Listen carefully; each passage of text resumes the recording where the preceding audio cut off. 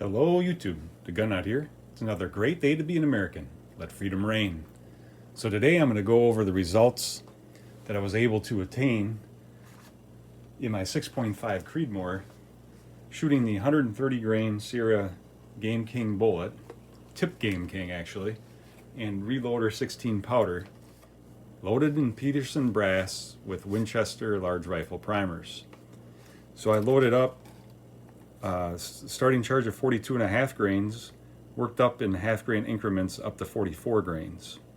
Let's take a quick look at the bullet and then we'll check out the results. So here we have the Sierra Game Changer. It's a 130 grain tipped Game King bullet. I shot these loads in my Savage Model 10 Predator Hunter with a Burris Veracity 4-20 power scope and a Harris bipod with a rear bag. So let's go ahead and take a look at the results. So these were these results at 100 yards. The first load that I shot during a range trip just to warm up was a Hornady 147 grain ELD, and I shot a 0.93 inch group. So we'll move on to the first load level of Reloader 16, 42.5 grains. We shot 5 shots into 0.99 inches. So for the first 5 shots, an average velocity of 28.91, extreme spread of 23, and a standard deviation of 8.9.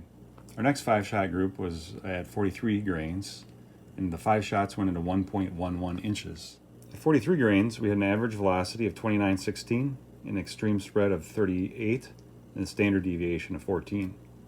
At the 43.5 grain load level of Reloader 16, we had 5 shots going to 1.20 inches. At 43.5 grains, we had an average velocity of 29.50 feet per second, an extreme spread of 16, and a standard deviation of 6.5. So we started to see the statistics tighten up with the groups open up. And at our last load level, 44 grains, the group really started to open up. 5 shots went into 1.48 inches. I feel like it might have been a little bit on the high pressure side as well. We'll look at the brass in a minute. At that 44 grain load level, we had an average velocity of 29.81, an extreme spread of 35, and a standard deviation of 14.3. So our statistics also started to open up at that load level. Because I wasn't too happy with the group size I was getting, before I ended the day, I shot 4 shots of my favorite hand load with 140 grain ELDMs. It's 39.5 grains of H40 350 at a cartridge overall length of 2.830 inches, and 4 shots went to 0.11 inch. I just uploaded that group about a week ago just to show you guys. Again, this was all shot at 100 yards, 75 degrees Fahrenheit, light breeze. Let's go ahead and take a quick look at the brass. On the left is the lowest load level. I mark my cases with different marks as I go up in load level, which I think I'm going to start changing so I'm not actually going over the primers, because it's really hard to tell when you have that black marker if there's something going on with the primer.